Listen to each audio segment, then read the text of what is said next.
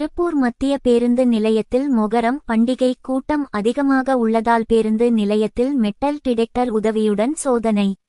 மொகரம் பண்டிகையை முன்னிட்டு பாதுகாப்பு ஏற்பாடுகள் தீவிரம். நாளை மொகரம் பண்டிகை கொண்டாடப்பட உள்ள நிலையில் திருப்பூர் மத்திய பேருந்து நிலையம், கோவில் வழி பேருந்து நிலையம், புதிய பேருந்து நிலையம் என மக்கள் கூடும் பகுதிகளில் போலீசார் தீவிர கண்காணிப்பு பணியில் ஈடுபட்டுள்ளனர். மேலும் மெட்டல் டிடெக்டர் உதவியுடன் பயணிகள் மற்றும் சந்தேகத்திற்கிடமான நபர்களை போலீசார் சோதனையிட்டு வருகின்றனர்.